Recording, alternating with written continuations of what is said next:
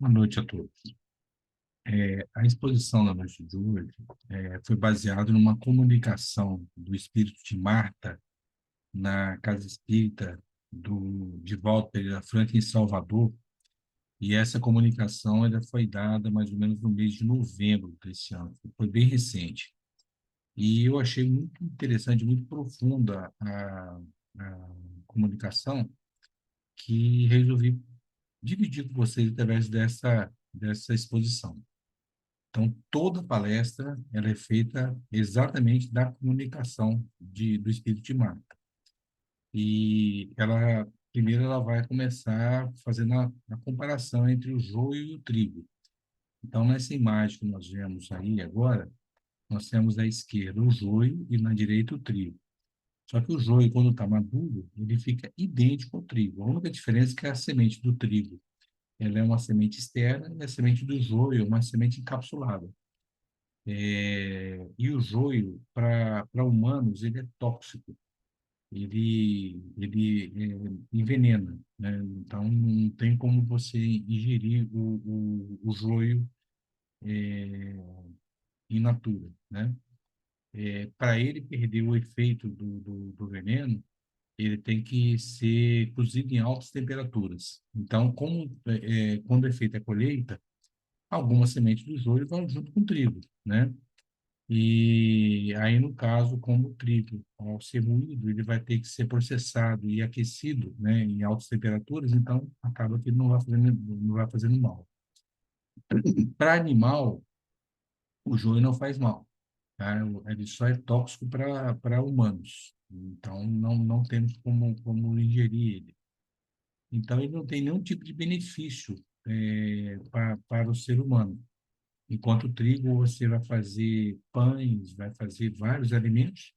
O joio só serve para tirar a nutrição da terra, competindo com o trigo, né? Onde tem muito joio, vai ter, consequentemente, menos trigo para produzir. Então, é uma praga, é uma planta invasora, né? Que não tem utilidade para o agricultor. Então, normalmente é combatido. E existe a parábola de separar o joio do trigo, né? E a separação só consegue ser feita no final, na colheita, né? Por causa do tipo de semente, né? Então, a Marta, ela começa uma viagem no passado, onde ele vai falando que a, a cultura, a, falando sobre história, então nós vamos vendo que, observando os imensos painéis da história, vislumbraremos períodos em que cada cultura se deixou levar por uma característica de época. Então, cada época tinha uma coisa que marcava a, a, a cultura e o comportamento das pessoas. Séculos que pareciam intermináveis, onde o carro de guerra ele fazia correr rios de sangue. Ela está se referindo aqui, na verdade, às bigas que existiam entre os romanos, e essas bigas ela não tinha finalidade de transporte. A única utilidade dela realmente era para a guerra. Então, os cavalos eles vinham com lanças na frente, né, para quando batesse de frente com o combatente, com o inimigo, ele pudesse matar ou ferir esses inimigos. E nas rodas das bigas, eles tinham também lanças ou facas, que ao correr também no meio da, do campo de guerra, ele também machucava e feria muitas pessoas. Então, por onde passavam as bigas, corria também rios de sangue. Essa era a antiguidade que nós tínhamos. Nós falamos também sobre despotismo de reis e sátrapas. Sátrapas eram pessoas indicadas pelos reis, né? Tinham o domínio sobre aquele povo e dominavam com mão de ferro as vidas e os recursos monetários vastos. Então, as pessoas passavam necessidade, passavam fome, enquanto se concentravam nas mãos desses reis e sátrapas todas as riquezas. O tempo da religião predominando nos seres lhes impõe o fanatismo e a alienação, muito bem urdida pelo sacerdócio remunerado. a igreja ela tinha um poder muito grande naquela época, né? Então, quase todos os governos que tinham que ter a aquiescência ou que tinham que ter a participação da igreja na constituição daquele poder.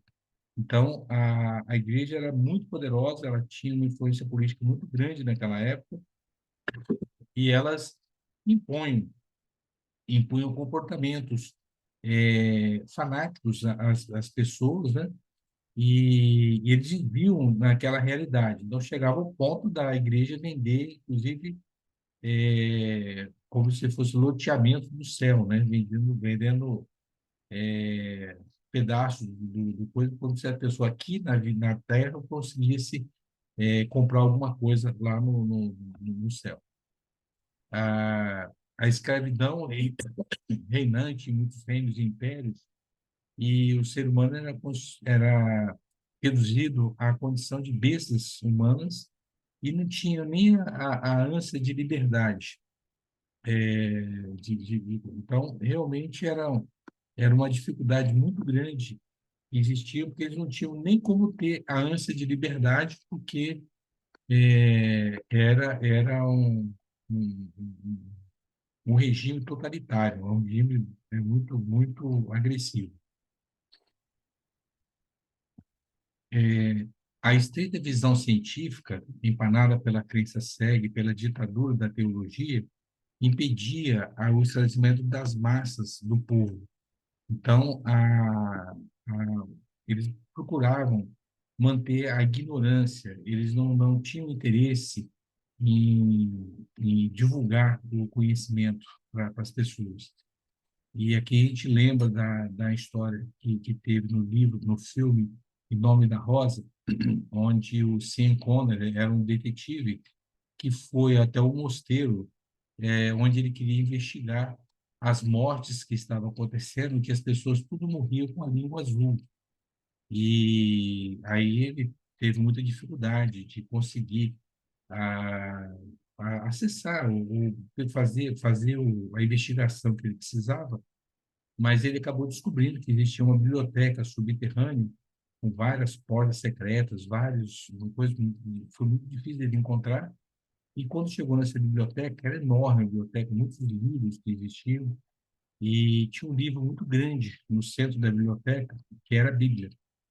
E ele foi observando que a Bíblia, à medida que a pessoa desavisada, ela ia folheando o livro, ela passava a língua para umedecer o dedo e poder passar a página, e ao colocar de novo, essa página estava impregnada de cianeto, e aí intoxicando as pessoas. E as pessoas morriam com a língua azul por causa da intoxicação do cianeto, porque era interesse da igreja na época que ninguém tivesse conhecimento, ninguém tivesse esclarecimento, mantendo a ignorância do povo e, consequentemente, conseguindo manter o domínio sobre eles.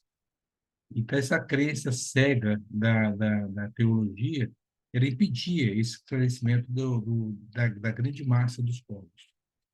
Mas, lentamente, foram desidratados pelo progresso, pela cultura e pela imprensa. Então, quando a imprensa chegou, ela foi dissipando o véu que ocultava a verdade dos olhos vendados das pessoas.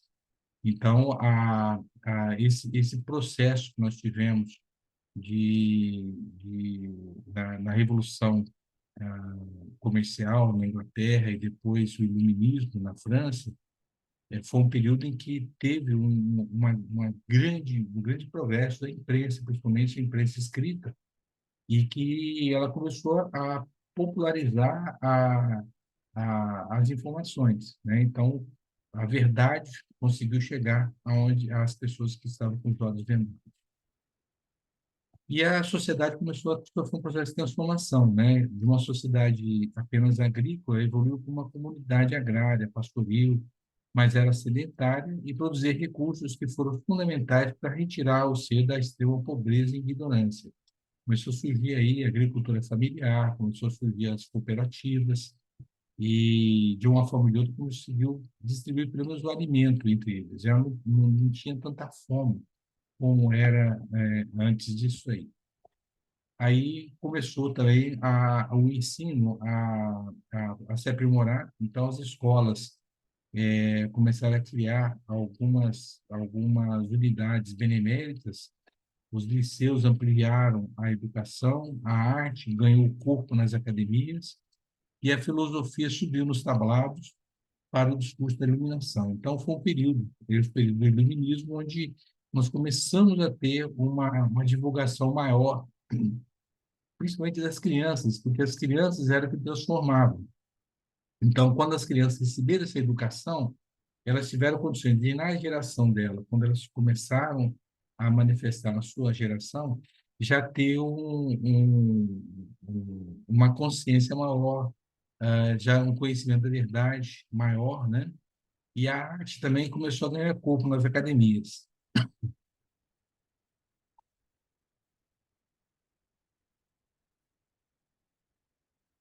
Aí a mitologia que existia na época, ainda dominava,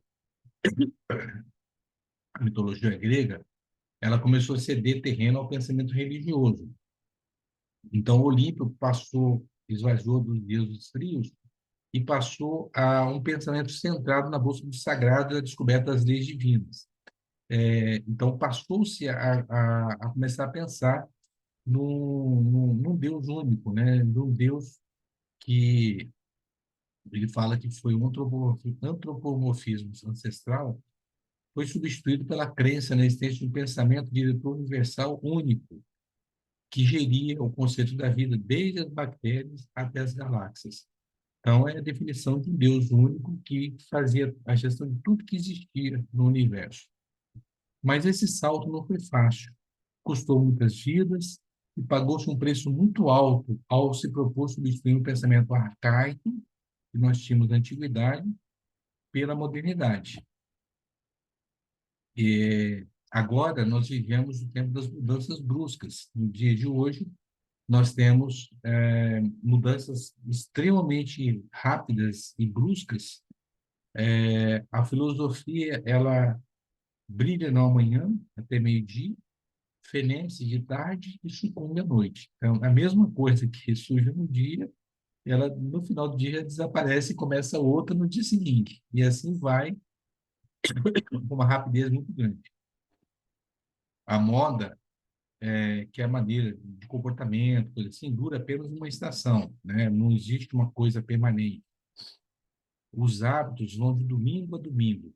Se repete as coisas, né, de coisa, e a semana ela vai correndo direto, um dia após o outro. Não se tem muita variação, e vai se criando aquelas coisas aquela rotina, né? Que ela vai se criando como se fosse um hábito mesmo e vai se repetindo automaticamente. E o detalhe que existe, que quando se fala nos Dez Mandamentos, Moisés ele veio dizer que o sábado era o dia que Deus descansou, né? Que era o dia que nós tínhamos que dedicar a Deus.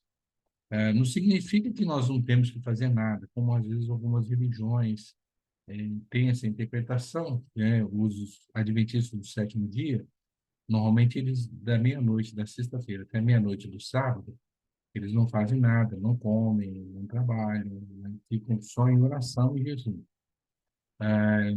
Não bastaria para nós apenas fazer reflexões, de parar um pouquinho, de ver as coisas, sentir as coisas. E o domingo seria o dia para começar a semana. Então, seria do domingo até no sábado, até na sexta-feira. O sábado a gente dedicaria a essa análise, esse sentimento, né, de você relaxar um pouquinho, pensar um pouquinho em Deus, pensar em religião, pensar nos valores que nós estamos desenvolvendo e depois reiniciar a semana. E nós, no entanto, não paramos, nós vamos trabalhando de domingo a domingo, né? Os hábitos vão continuamente nisso aí. Os modelos surgem nos palcos da mídia, inspirando vidas vazias e pouco tempo depois desaparecem, tragados pelos escândalos de uma época de facilidade jamais vista. Aqui eu lembro uma história que aconteceu na semana passada, onde um, um rapaz que um, era um influenciador, tinha milhões de seguidores, e ele publicou uma matéria dizendo que uma moça de 22 anos tinha um caso com um humorista famoso na televisão. E era uma fake news, não tinha nenhum tipo de embasamento a essa informação. E essa moça, que era muito ativa nas redes sociais, a gente lembra que quando isso acontece, nós observamos que as pessoas mais ativas na rede social são as pessoas que têm problema de relacionamento, problemas de depressão. E essa pessoa, ela era muito deprimida. Quando surgiu essa fake news, ela não soube, não soube lidar com isso e acabou que ela cometeu suicídio, né? Ela, depois de 3 dias que foi divulgado isso, ela cometeu suicídio. Então, mostra que nós temos realmente muita dificuldade de lidar com a questão de redes sociais, com o que nós temos hoje, porque, na verdade,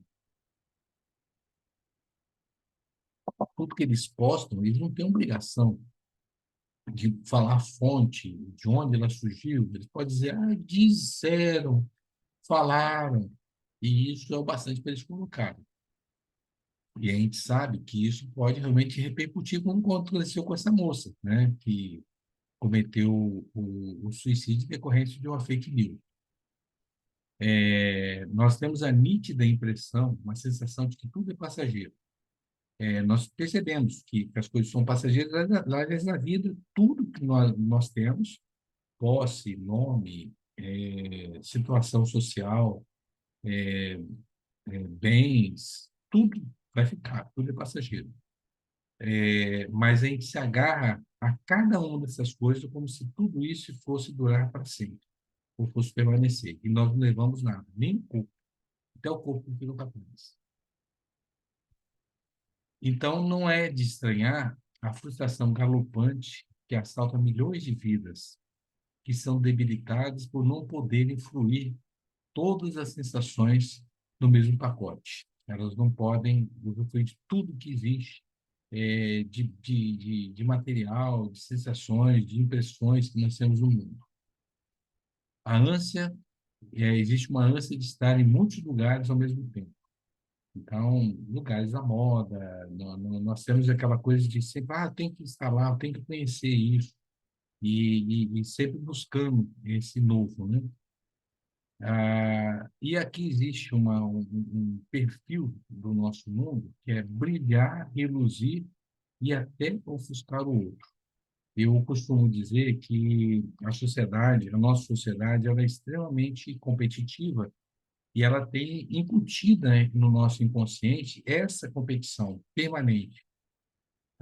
Um exemplo que nós podemos citar é uma festa de aniversário, onde as crianças elas se reúnem em volta da mesa e, enquanto cantam parabéns, elas ficam ansiosas para terminar, cantam rápido, porque em volta da mesa tem a decoração, são as balinhas, os docinhos, tudo arrumadinho. O bolo ele vem num tema, ela vem como se fosse um croquis, né, coisa onde ela vai ter os pedaços de bolo tudo enrolado em papel alumínio, existem painéis, iluminação, né, então canta-se parabéns rapidamente, terminando os parabéns é distribuído os docinhos que estão em volta. Então as crianças avançam freneticamente em torno daquela mesa, vão puxando para dentro da camisa, leva correndo para a mãe que está sentada, quase sempre não comem tudo que pegam. E aquele que às vezes é educado acaba ficando sem, porque o mal educado tirou em excesso o que era para satisfazer a todos. Então, os valores que são cultuados, que a mãe, ao falar com a outra vizinha, fala que, olha, na outra festa, meu filho ficou esperando e acabou ficando sem nada. Agora ele aprendeu a ser esperto, ele foi lá, olha o tanto de coisa que ele trouxe. Então, ela podia dizer que o filho dela era educado e agora tornou-se mal educado, né? Porque ele está tirando de quem é educado. E os valores são esses, nós disputamos o tempo todo, queremos ser o primeiro, ser o melhor, de coisa, e nós fazemos isso, como ele diz aqui, brilhar, reluzir e até ofuscar o outro. Mas, entretanto, observamos que existem mecanismos da vida que passam a funcionar como exaustores dessa crise moral e essa crise existencial que esmaga os indivíduos. Quais são esses exaustores? O tédio destruidor, o desencanto com a abundância, a inconformação com as injustiças, a ansiedade, os estados depressivos, que é resultado de tudo isso, né? Então, a pessoa, ela acaba entrando no tédio, ela se desencanta com o excesso que ela tem, ela começa a ter inconformações com as injustiças, passa a ter ansiedade, que é sofrer antes de acontecer, e o estado de depressão, que é o chamado mal do século. É, agitando o escopo da ciência, o homem descortinou mundos, entreviu o infinitamente pequeno, bem como se deslumbrou com as vastidões cósmicas. Então, o homem, através da ciência, ele começou a estudar o átomo, a estudar todas as micropartículas que existem, desde o infinitamente pequeno e agora o microscópio James Webb está descortinando as vastidões cósmicas, trazendo assim, informações espetaculares. Interessante que uma das outras fotos que eu vi desse microscópio, do James Webb, ele mostrando um conglomerado de galáxias, a impressão que dá é que era uma foto do sistema nervoso do nosso cérebro, né, que parece neurônios interligados um com o outro, através de axônios e dendritos, uma se ligando à outra, né? Então, mostrando que nós repetimos o modelo do micro ao macro, do macro ao micro. E o que fez o homem? Agrediu o átomo, né, e criou uma bomba. A bomba atômica é chamada bomba de fissão nuclear. Eles quebram o núcleo do urânio, liberando uma quantidade de energia enorme, né? Então, essa fissão nuclear que tinha a finalidade de gerar energia, ela passou a ser usada como bomba, né, nas guerras que se existe. E o interessante é que essa bomba ela destrói tudo que é vivo e não destrói necessariamente a parte material, né? Examinou-se o neutrino, concebeu-se novas concepções de matéria e energia, mas na casa planetária onde se esconde, arrasta seus dramas íntimos, tentando fugir de si mesmo. Quer dizer, conhece-se muito da parte científica, mas a parte moral e ética, nós estamos muito atrasados, né? Então, as pessoas procuram fugir da sua autoavaliação. Ele é aplaudido na rua e criticado em casa. É o modelo para as massas inconscientes e refém das torpezas morais junto aos familiares. Sorri para as redes sociais e chora, escondido no escuro do quarto, né? Isso é uma grande realidade que nós observamos, né? Que as pessoas elas querem parecer felizes, querem parecer que estão de maneira espontânea e tudo mais, mas, na verdade, a tristeza é que o domina. Ele adquire e mora em imóveis de alto luxo, mas no íntimo dele, ele é vazio e solitário. A crença religiosa nos dias de hoje, em muitos casos, ela é apenas formal, puramente formal. Não se mergulha nos valores profundos da alma. De onde emerge esse espírito? Que tem, mas não consegue ser. Nós temos a posse, temos o coisa, mas a gente não consegue ser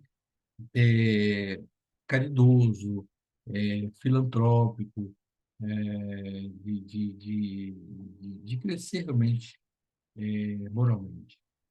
E como nós podemos auxiliar tantos foragidos do autodescobrimento? Pessoas como nós, que fugimos de nos conhecer, né? Nós temos dificuldade de fazer essa autoavaliação.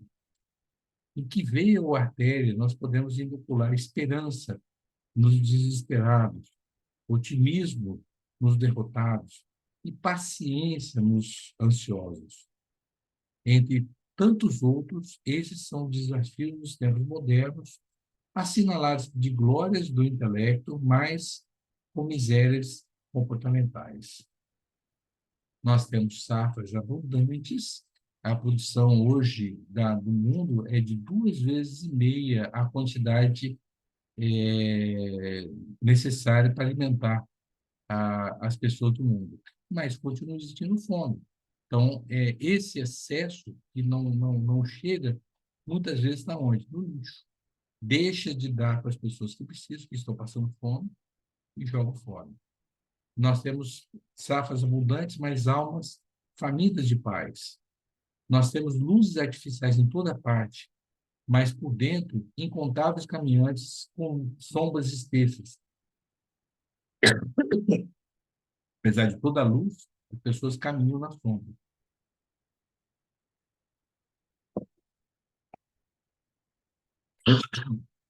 Existem comunicações, todas as maneiras. Nós podemos falar pelo celular, pelas redes sociais, por várias maneiras de mensagem, mas existe um grande bloco de solitários ainda, muito grande. Então, um amigo da senda, e te enxergando nesse ou naquele precipício de lutas e dificuldades, que nós tenhamos a coragem de frear o nosso carro evolutivo, parar, avaliar, submeter nossos rumos à rigorosa análise e selecionar as nossas prioridades. Então, é o momento de você fazer a avaliação. No final do ano tem as características de você realmente fazer essa reflexão. E nós temos uma vantagem ainda, que nós temos um modelo e guia. E aí nós podemos pensar o seguinte: o que faria Jesus se estivesse no meu lugar? O que ele poderia fazer? Qual a ideia dele? Qual o pensamento? Qual o exemplo que nos legou? E aí, finalizando, nós lembramos dessa frase que nós temos joio e trigo à nossa disposição, mas que nós estejamos cientes de que somente um deles se faz o pão, né? O outro não tem utilidade. Então, o que nós estamos cultivando nos nossos corações e nossas mentes? Nós estamos cultivando joio ou estamos cultivando trigo? Porque só um deles nós vamos ter alguma coisa de positivo para as pessoas que nos rodeiam e para nós mesmos, né? Então, fica essa reflexão para cada um de nós e desejo a todos vocês uma ótima semana.